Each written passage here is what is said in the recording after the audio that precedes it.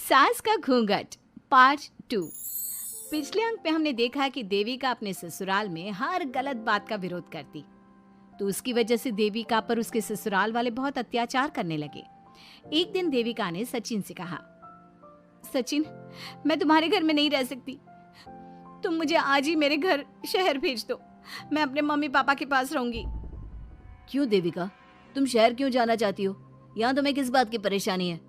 किस बात की परेशानी नहीं है सचिन, तुम्हारे घर के आदमी औरतों के साथ जानवरों जैसा व्यवहार करते हैं, मैं ऐसे माहौल में नहीं रह सकती। देखो देविका, तुम्हें यहीं रहना होगा। तुम्हारी शादी मुझसे हो गई है, अब मैं तुम्हारा पति हूँ और यही तुम्हारा घर है। अच्छा, तो तुम्हें याद है कि मैं तुम्हारी पत्नी हूँ?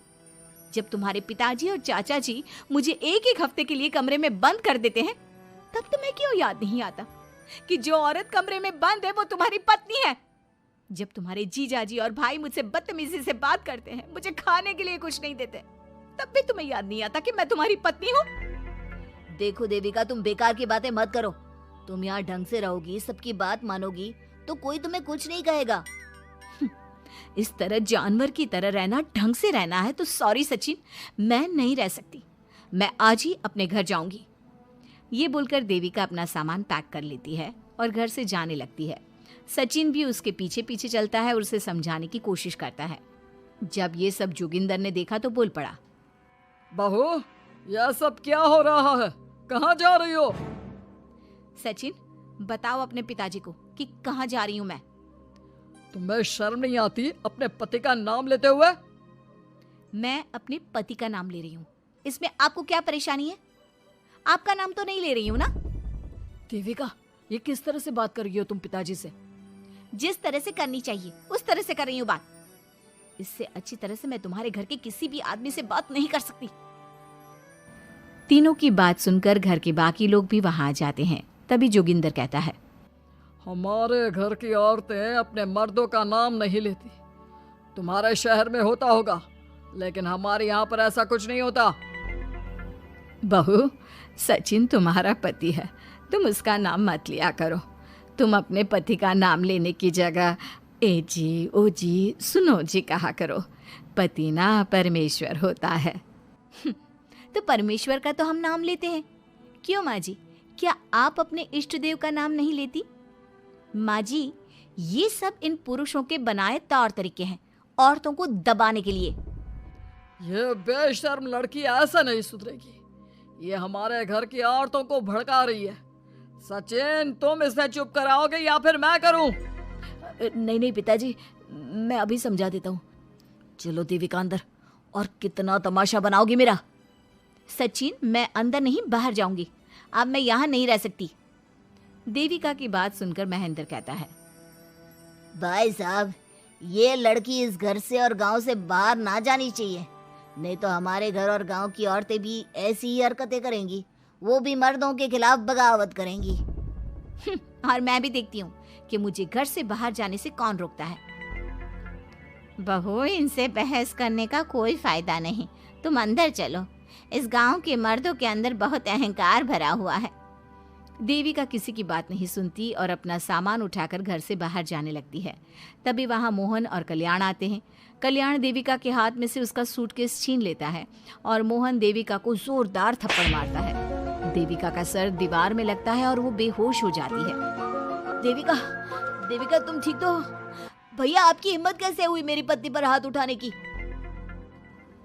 सचिन, तुम जल्दी से देविका भाभी को अंदर कमरे में ले जाओ, मैं अभी वैद्य जी को लेकर आती हूँ। वीना जल्दी से वैद्य जी को लेकर आती है। वैद्य जी थोड़ी देर तक देविका की जांच करते हैं और कहते हैं, मुबारक हो आप सबको, आपकी बहू माँ बनने वाली है। अभी तो मैं आपको दवाई दे देता हूँ, लेकिन आगे इनके इलाज के लिए आपको दाई अम्मा को बुलाना होगा। ये बात सुनकर घर के सभी लोग खुश होते हैं। देविका को जब होश आता है, उसे ये बात पता चलती है तो वो बहुत खुश होती है। वो सबसे कहती है, मैं अपने बच्चे को यहाँ नहीं रख सकती। क्यों बहू, क्या हुआ? अब तुम ये सब बातें मत सोचो, तुम्हें आराम करना चाहिए। नहीं माँ जी, आप नहीं समझ रही। अगर मेरा बेटा हुआ तो इस घर के मर्दों की तरह अहंकारी और औरतों पर जुल्म करने वाला बनेगा, और अगर मेरी बेटी हुई तो वो जानवरों की तरह जुल्म सहने वाली बनेगी और दोनों ही अनपढ़ रहेंगी। देविका की बात सुनकर घर की सभी औरतों को पहली बार एहसास हुआ कि वो किस अंधकार वाले समाज में जी रही हैं। लेकिन फिर भी घर की सारी औरतें उसे ही समझाती हैं। बहू देखो, तुम्हारी बात सही है, लेकिन तुम इस हालत में सफर नहीं कर सकती। हाँ बहू, तुम यहीं रहो, अपना और अपने बच्चे का ख्याल रखो। देखो ना देविका भाभी, हमें बिल्कुल भी पढ़ना लिखना नहीं आता, अपना नाम भी नहीं लिख पाते, तो आप मुझे थोड़ा पढ़ा दीजिए ना। देविका, तुम्हारी बातें सुनकर पहली बार हमें एहसास हुआ है कि कैसे माहौल में हम जी रहे हैं। तुमने हमारे अंदर उम्मीद की नई रोशनी पैदा की है। यहाँ से मत जाओ तुम। देविका ने घर की औरतों की बात सुनी तो उसका दिल पसीज गया। उसने गांव में ही रहने का फैसला लिया। वो अपने घर की औरतों को रोज पढ़ाती, उन्हें अपने अधिकारों के बारे में, देश के बारे में बताती। इसी तरह कई दिन बीत गए और एक दिन सुजाता ने सचिन से कहा, सचिन, देविका की तबीयत ठीक नहीं, तुम जल्दी जाकर दाई अम्मा को बुला लाओ ना। भाभी, दाई अम्मा क्या कर लेंगी? आप किसी डॉक्टर को बुला लो, मेरी तबीयत ठीक नहीं है। देविका, गांव के लोग डॉक्टर पर भरोसा नहीं करते। दाई अम्मा बरसों से ये काम कर रही है, वो तुम्हें ठीक कर देगी। सचिन, तुम्हारे घर वाले अनपढ़ हैं, तुम तो पढ़े लिखे हो ना, देख नहीं रहे मेरी हालत क्या हो रही है। तभी तो बोल रहा हूँ, समय बर्बाद मत करो, मैं अभी आता हूँ। सचिन दाई अम्मा को बुलाकर ले आता है। दाई अम्मा घरेलू नुस्खों से देविका का इलाज तो कर देती है। कुछ समय के लिए उसकी हालत भी स्थिर हो जाती है, लेकिन वो पूरी तरह से ठीक नहीं होती। फिर देविका सचिन से कहती है, सचिन, मुझे समझ में नहीं आ रहा, तुम मुझे डॉक्टर के पास क्यों नहीं ले जा रहे? मैं माँ बनने वाली हूँ और मुझे ये भी नहीं पता कि मेरा हेमोग्लोबिन कितना है। दाई अम्मा कर रही है ना तुम्हारा इलाज। लेकिन दाई अम्मा को कुछ समझ में नहीं आ रहा कि मेरे साथ क्या हो रहा है। अगर देखो तुम मुझे नहीं लेकर गए ना, तो मैं खुद ही चली जाऊंगी। अगले दिन देविका की तबीयत दोबारा बिगड़ जाती है और दाई अम्मा के किसी भी नुस्खे से वो ठीक नहीं हो रही थी। देविका ने सारी हिम्मत जुटाई और वो अकेले ही डॉक्टर के पास जाने लगी। उसे देखकर मोहन कहता है, बहू, इस हालत में कहाँ जा रही हो?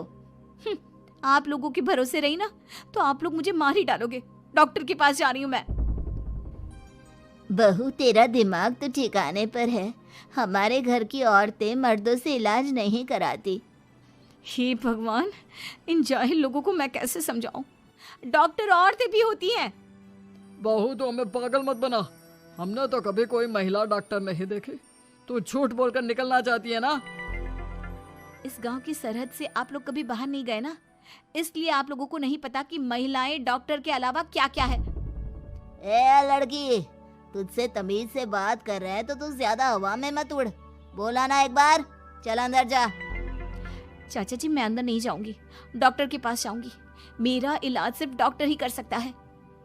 ये बोलकर देविका घर से निकल रही थी कि तभी जोगिंदर ने उसे कमरे में ले जाकर बेड पर जोर से धक्का दे दिया, जिसकी वजह से देविका के पेट में चोट लग गई और वो दर्द की वजह से जोर जोर से चिल्लाने लगी। ये देखकर घर की सारी औरतें देविका को संभालने लगी। देविका, हिम्मत रखो, सब ठीक हो जाएगा। देविका भाभी, आप ठीक हो ना? माँ, कुछ करिए ना, भाभी की तबीयत बहुत खराब हो रही है।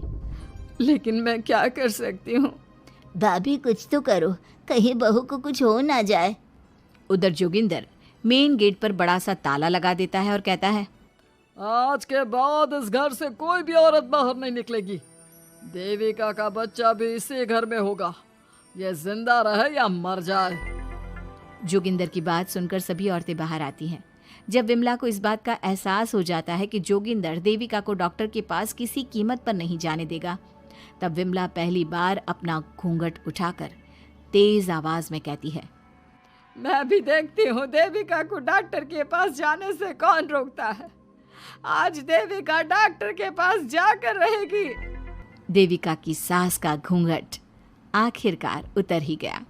घर के आदमियों ने पहली बार विमला का ये रूप देखा था और उसकी तेज आवाज पहली बार सुनी थी। क्या विमला अपनी बहू की जान बचा पाएगी या जोगिंदर अपनी पत्नी की आवाज भी दबा देगा? ये जानने के लिए हमारे अगले एपिसोड का इंतजार कीजिए और हमें कमेंट में ये भी बताइए कि घर की औरतों को आगे क्या कदम उठाना चाहिए।